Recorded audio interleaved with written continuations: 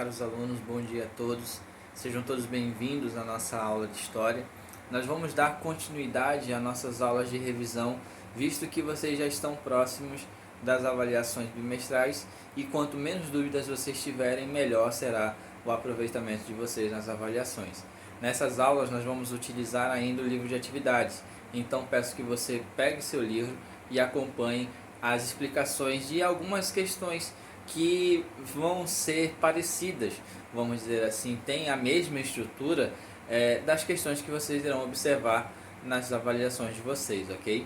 Então, gente, no mais é isso. Peguem aí seu livro, seu caderno, qualquer dúvida podem estarei à disposição para esclarecer e vamos juntos para mais uma aula, agora a nossa revisão da disciplina de História. Olá, gente, bom dia a todos.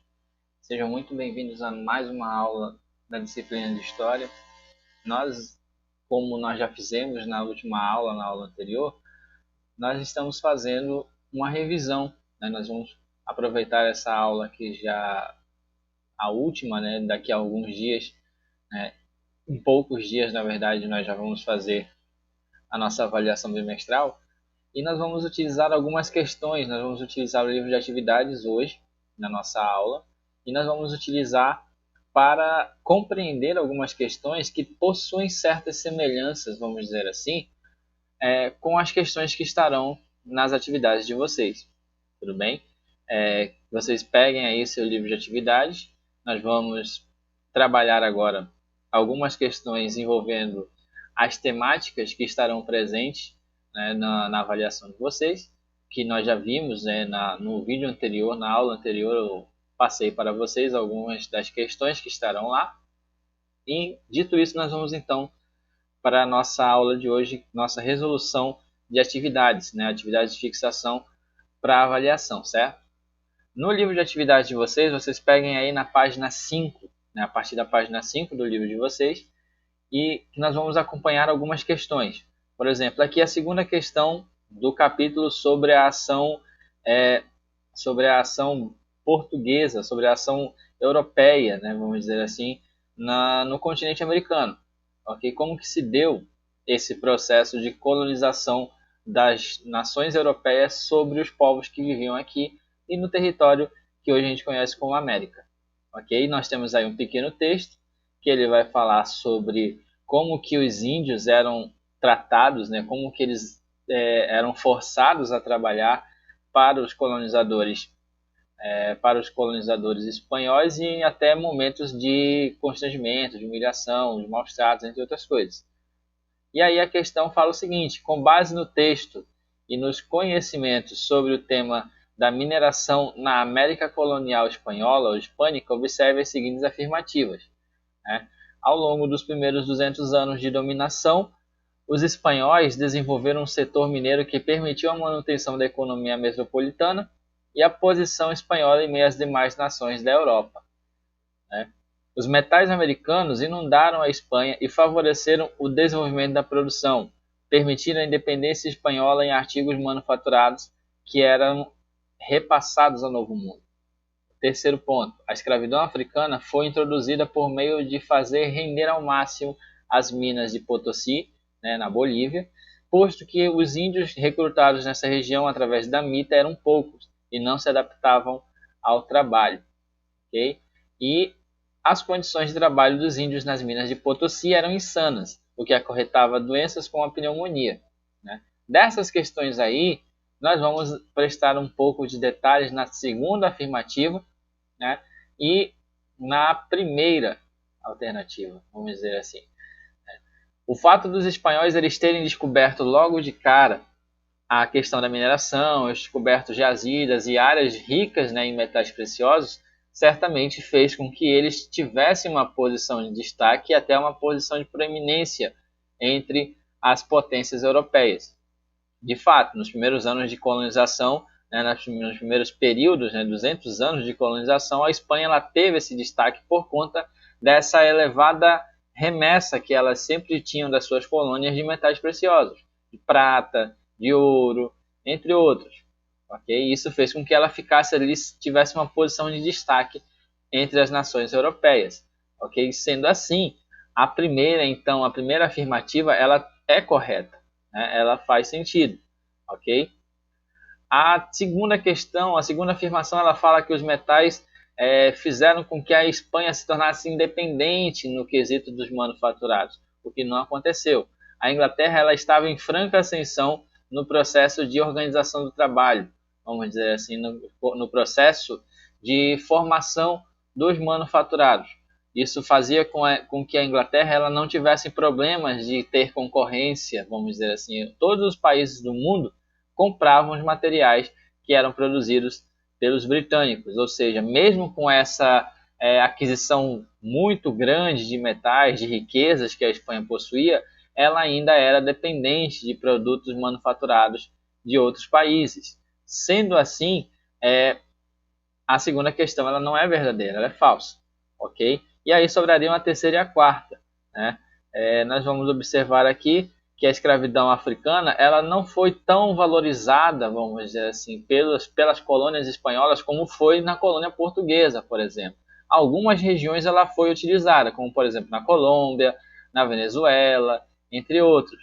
Agora, em regiões como a Bolívia, a Argentina, Chile, ela foi dificilmente utilizada. A mão de obra indígena, ela sempre era a necessária, a suficiente, vamos dizer assim, para a manutenção e a exploração dos recursos minerais que ali existiam, ok? Então, a terceira questão, ela já não é verdadeira, ela é falsa, né? E a quarta questão que fala das condições. Realmente, as condições de trabalho que os índios viviam ali nas minas para extrair os recursos eram absurdas, eram precárias demais, né? O que fazia com que muitos acabassem morrendo por conta de doenças que contraíam, como, por exemplo, a pneumonia, ok? Dito isso, então, nós não temos mais dúvidas. A resposta da segunda questão da nossa atividade é a letra E. As afirmativas 1 e 4 estarão corretas, ok? Vamos então aqui observar mais uma atividade, mais uma questão. Vamos observando aqui a questão 5, né, da página do livro de atividades de vocês, ok? Aqui a questão fala o seguinte, ela fala que durante a colonização subjugados os nativos, os europeus montaram estruturas de dominação e exploração das Américas hispânica, portuguesa e inglesa, que em muitos aspectos apresentavam diferenças entre si. Sobre esse tema, é correto afirmar o seguinte, letra A, nas colônias inglesas do norte, desenvolveu-se uma economia fundada em 3 pilares, a monocultura, a grande propriedade rural e a mão de obra escrava. Vamos logo comentando aqui essas questões, né? Sem perda de tempo, vamos comentando cada uma dessas afirmativas. Quando nós estudamos sobre a colonização britânica, nós vimos que alguns fatores eles foram decisivos para o estabelecimento dos meios de economia nessas regiões. As colônias do norte elas não tinham uma condição climática e, vamos dizer, de biomas favorável para o desenvolvimento agrícola. Tanto que lá se desenvolvem as atividades de comércio, atividades de manufatura, atividades, início de algumas atividades industriais mais adiante, vamos dizer assim, né? Enquanto que na região sul, que tinha condições climáticas e territoriais propícias para o desenvolvimento da agricultura, a agricultura ela foi admitida em larga escala. Tanto que, por ser um processo tão intenso, foi necessário trazer imigrantes africanos, escravos africanos, na verdade, para trabalharem nessas áreas de plantations, as plantations de algodão, de tabaco, de milho, entre outras coisas que eram produzidas no sistema colonial britânico, mas nas colônias do sul, não nas do norte, ok? A letra B, dominação inglesa, embora tenha elementos semelhantes aos de dominação portuguesa, né? A plantation de algodão do sul, por exemplo, aqui já elimina a letra A essa questão. Possibilitou que famílias imigrassem em massa para a América em face dos problemas políticos e religiosos da metrópole, né? É a verdadeira. Logo de cara nós já temos essa daqui. Muitas das pessoas que estavam indo para o Novo Mundo, né, para as colônias americanas que tinham descoberto, eram prisioneiros políticos, eram perseguidos políticos, perseguidos religiosos. Todos esses vieram para as novas colônias para recomeçar a sua vida, para reconstruir sua vida, ok? Ou seja, apesar de algumas semelhanças com as outras metrópoles, a base da economia e a base da colonização britânica na América foi a base do povoamento e do desenvolvimento de uma aristocracia local, vamos dizer assim. Como nós já encontramos a resposta, então, já encontramos que a letra B é a resposta, vamos comentar apenas as outras. A Inglaterra utilizou os princípios do liberalismo político e econômico para governar as 13 colônias americanas. Não. A Inglaterra ela ainda estava no período absolutista, vamos dizer assim, nesse período. Quando ela começa o processo de exploração das colônias americanas, ela ainda está no auge do processo de absolutismo, né? De absolutismo político-econômico na Grã-Bretanha. E isso vai influenciar no procedimento com as outras colônias, ok? Letra D. A dominação espanhola implantou-se a partir de grandes unidades agrícolas de exportação. Não, como nós vimos na questão anterior, a mineração foi decisiva para o desenvolvimento colonial dos espanhóis. Seja as minas de prata que tinham na Bolívia ou na região do Rio da Prata, seja as grandes reservas de ouro que eles acabavam encontrando no México, no Peru, né, no Chile, vamos dizer assim, essa mineração foi decisiva, né, para a Espanha se manter como uma potência regional e também para implementar sua dominação sobre os demais povos, sobre os nativos americanos que ali viviam. Okay? E aqui a letra E, a colonização portuguesa teve como base pequenas unidades de produção diversificadas. Não, a letra A, vamos dizer assim, a letra B, quando ela fala da plantation de algodão, ela mostra como que se deu o processo de dominação portuguesa, né? Como que se deu o processo de dominação portuguesa, que foi a questão das plantations, ok?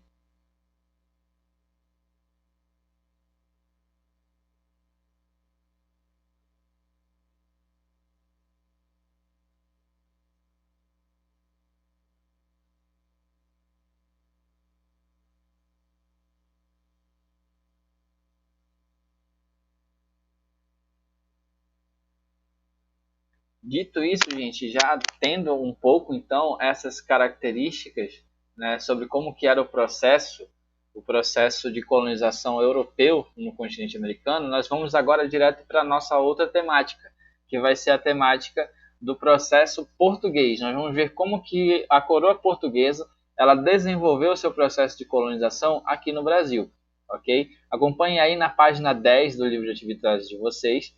Nós vamos ver a questão 2, que ela vai tratar da questão de como que os colonizadores eles tratavam com os indígenas, como que era o processo de relacionamento dos colonizadores portugueses com as várias nações indígenas que existiam aqui no nosso território, né? E aí ele fala que, com base no texto acima, é correto afirmar que, letra A, o processo colonizador europeu não foi tão violento como se costuma afirmar, já que ele preservou e até mesmo valorizou culturas indígenas. Não. O colonizador, os portugueses, eles viam os indígenas como selvagens. Então eles tentavam ao máximo adequar os indígenas às culturas e tradições que eles tinham. Não o contrário, eles não tinham a intenção de preservar culturas selvagens. Tanto que aqueles que aceitavam, eles eram muito bem-vindos, aqueles que não aceitavam de primeira eram forçados a aceitar os costumes europeus, e aqueles que acabavam por resistir eram simplesmente executados, vamos dizer assim, né? Letra B. A letra B fala aqui que várias culturas indígenas resistiram e sobreviveram, mesmo com alterações ao processo do colonizador europeu, como a Xinguana, né? As tribos ali que residem hoje na região do Xingu, ok? Sim, é o que aconteceu. Essa seria também a resposta correta, porque eles tiveram que se adaptar aos costumes, mas ao mesmo tempo não perder a sua essência. Isso aconteceu com muitas tribos mundo afora, Brasil afora, né? Principalmente as tribos ali da região do Xingu, ok? A cultura indígena extinta graças ao processo colonizador europeu, foi recriada de modo mitológico no Brasil dos anos 1940. Não, os indígenas não foram extintos, a cultura indígena não foi extinta. Apesar de uma excessiva redução da população indígena, quando os portugueses chegaram aqui, nós tínhamos 2 milhões de habitantes, hoje temos aproximadamente 800 a 900 mil indígenas. Apesar disso tudo, dessa redução, dos problemas que eles enfrentaram, várias tradições e culturas indígenas e tribos indígenas até, elas permanecem intactas, elas permanecem vivas, né, com o processo de transmissão de saberes, de culturas entre as gerações, ok? Ou seja, essa letra C não se enquadra, não é a verdadeira, né? E a letra D, ela fala que a cultura xinguana, a cultura xinguana, ao contrário de outras culturas indígenas, não foi afetada pelo processo colonizador europeu. Ela foi afetada, ela teve transformações. Para ela não ser extinta, ela acabou se adaptando, pegando alguns contextos que o colonizador possuía e adequando ao seu cotidiano, ok? E a letra E, não há relação direta entre, de um lado, o processo colonizador europeu e do outro a mortalidade indígena e a perda de sua identidade cultural. Errado, é o que nós já estamos vendo várias vezes nessa questão. O colonizador europeu foi decisivo para a quase extinção de todo o processo de existência, de culturas, de saberes indígenas, né? Algumas tribos foram simplesmente dizimadas, desapareceram. Outras praticamente quase desapareceram, né? Quase ficaram extintas. E obviamente que com isso, com esse processo de confusão, com esse processo de conflito, né, como eles tinham superioridade tecnológica, obviamente as nações estavam comprometidas e corria-se o sério risco de perder, vamos dizer assim, a sua cultura, suas identidades. Porém, existe sim, existe essa relação. Se isso acontece, é muito graças à atitude dos colonizadores no período da colonização do Brasil, ok? Vamos observar aqui, então, a terceira questão de Enem, que fala o seguinte: o índio era o único elemento, então, disponível para ajudar o colonizador como agricultor, pescador, guia, etc, etc. A discussão religiosa e jurídica em torno dos limites de liberdade dos índios se confundiu com uma disputa entre jesuítas e colonos. Os padres se apresentavam como defensores da liberdade, enfrentando a cobiça desenfreada dos colonos. Aqui ele vai falar um pouco sobre como que era o panorama entre os séculos XVI e XVIII, né? Quando os jesuítas e outras ordens religiosas buscavam a conversão dos indígenas, né? Porém, essa aproximação, ele quer saber como que se deu esse processo de aproximação entre os povos indígenas e os jesuítas. Ele queria saber como que se deu. Se foi marcada pela demarcação do território, pela manutenção da organização, pela valorização dos líderes, pela preservação do costume ou pela comunicação pela língua geral. No caso aqui, essa relação ela foi possível, principalmente os jesuítas tiveram bastante empenho nessa situação, ela se deu por conta da comunicação com a língua geral, né? Os jesuítas, alguns jesuítas trabalharam no processo de uma língua geral que tivesse traços tanto colonizadores quanto nativos. E aí surgiu a questão do Nhengatu, né? O Nhengatu, que é a língua geral, que era muito utilizada pelos jesuítas e pelos religiosos no processo de socialização, vamos dizer assim, dos indígenas, das tribos indígenas, ok? Vamos observar então, já dito isso, já vimos aqui um pouco essas características da população da colônia, de um modo geral, ok? Vamos observar aqui em relação à questão agora envolvendo a questão do Brasil no período colonial, ok? Nós temos aí a página 18 do livro de vocês, né, na sexta questão, e nós vamos ver agora algumas questões relacionadas à economia açucareira, como que o Brasil ele lidou com essa questão desse ciclo econômico que foi importantíssimo para o desenvolvimento da colônia do Brasil, ok?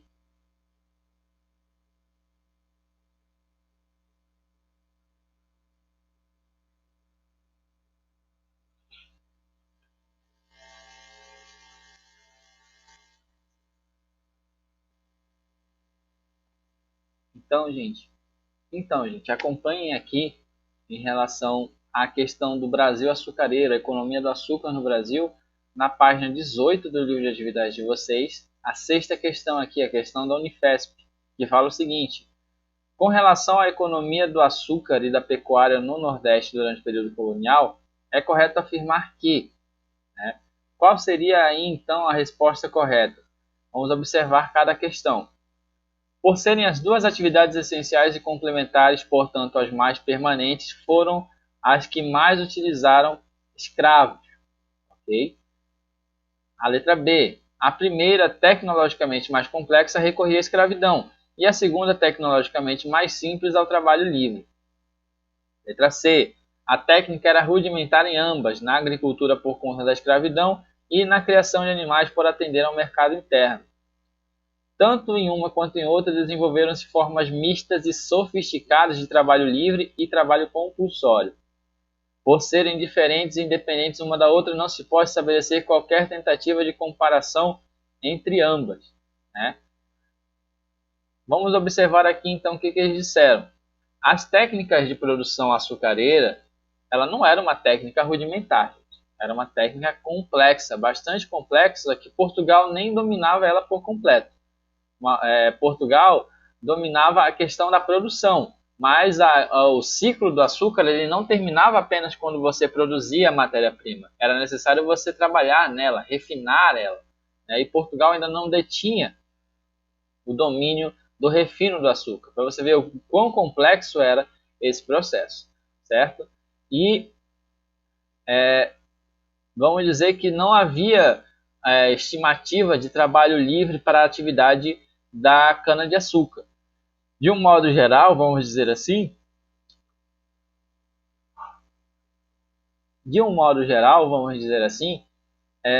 havia a questão de que havia a questão da produção da cana-de-açúcar, havia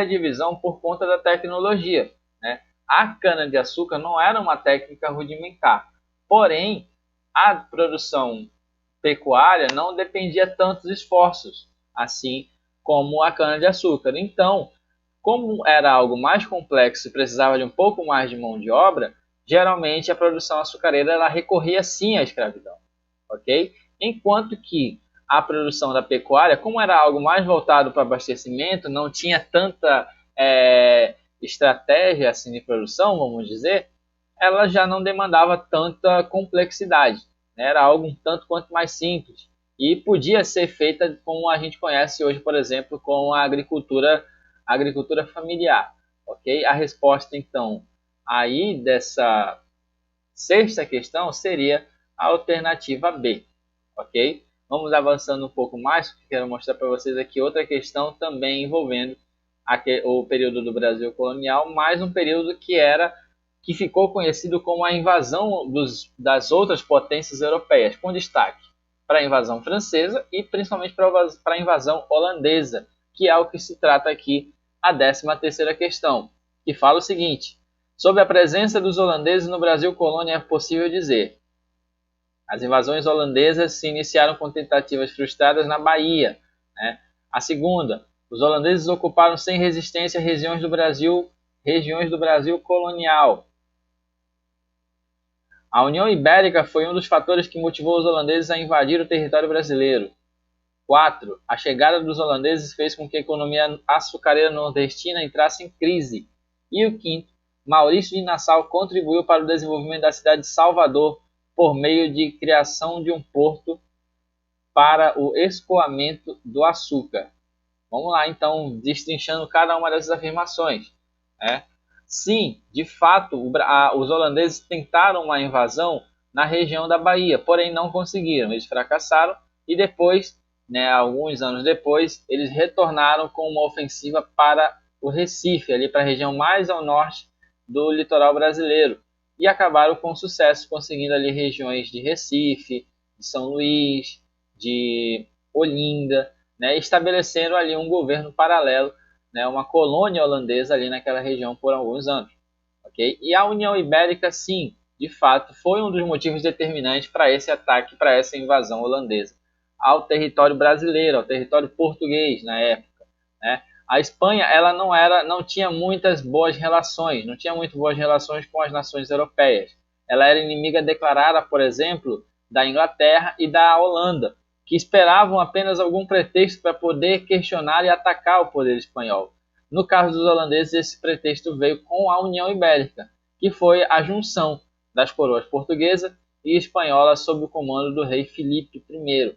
Ok? Então, nesse caso aqui, gente, a alternativa correta seria a letra E. Apenas as afirmações 1 e 3 estão corretas. Os holandeses eles não ocuparam sem resistência. Houve resistência dos nativos, porém, em alguns casos sem sucesso, em outros casos, os nativos foram vitoriosos. Ok?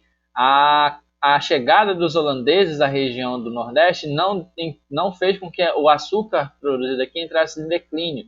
Pelo contrário, os holandeses eles sabiam as técnicas de refino do açúcar, então eles compartilharam essas técnicas para um melhor aproveitamento da produção ainda na colônia, vamos dizer assim, né? E a quinta questão, Maurício de Nassau ele não contribuiu para o desenvolvimento de Salvador. Okay? Maurício de Nassau foi governador do Brasil holandês. A sede do governo holandês no Brasil era a cidade do Recife. Tanto que essa, sim, recebeu vários investimentos de urbanismo, de arquitetura, né? E também de infraestrutura para ela poder receber o escoamento da produção açucareira que era feita no interior e devia ser mandado para a Europa.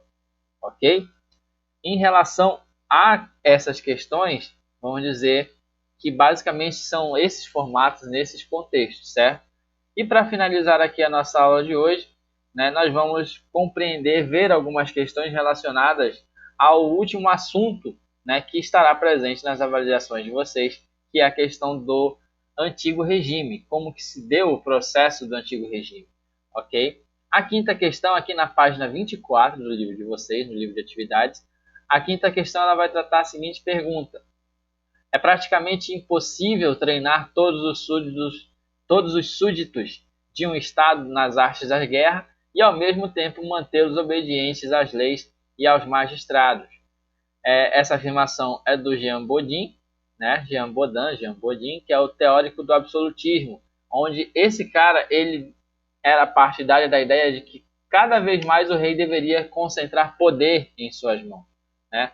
É uma concepção bastante absolutista que foi muito importante, vamos dizer assim, no período do Antigo Regime. E aí a questão fala, essa afirmação revela que a razão principal de as monarquias europeias recorrerem ao recrutamento de mercenários estrangeiros em grande escala devia-se à necessidade de conseguir mais soldados da burguesia, a classe que apoiava o rei, completar as fileiras dos exércitos com soldados profissionais mais eficientes. Letra C. Desarmar a nobreza e impedir que esta liderasse as demais classes contra o rei. Letra D. Manter desarmados camponeses e trabalhadores urbanos e evitar revoltas. E letra E. Desarmar a burguesia e controlar a luta de classes entre esta e a nobreza. Gente, se vocês observarem, o absolutista ele não vai querer ameaça alguma, principalmente ameaças que possam ser de sério alcance para ele, né? E qual seria a ameaça que ele poderia ver aqui? No caso, seria as classes que estão abaixo dele. Ele seria o representante da realeza, depois viríamos o clero, e aí, por último, a nobreza, né? A burguesia, que já estava passando a interagir com esses grupos, né? E eles, obviamente, perceberam, se você, obviamente, observar aqui, perceber que o intuito dessa frase é justamente desarmar classes inferiores para que elas não tomem partidos ou criem revoluções, revoltas, incidências no território russo, né? No território de um Estado, ok?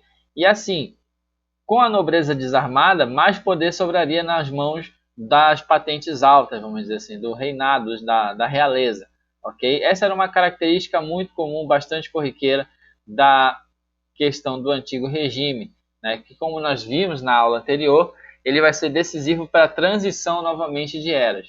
Né? As consequências do antigo regime vão ser, vamos dizer assim, bastante... As consequências do antigo regime, elas vão estar bastante evidentes, vamos dizer assim, na formação da sociedade.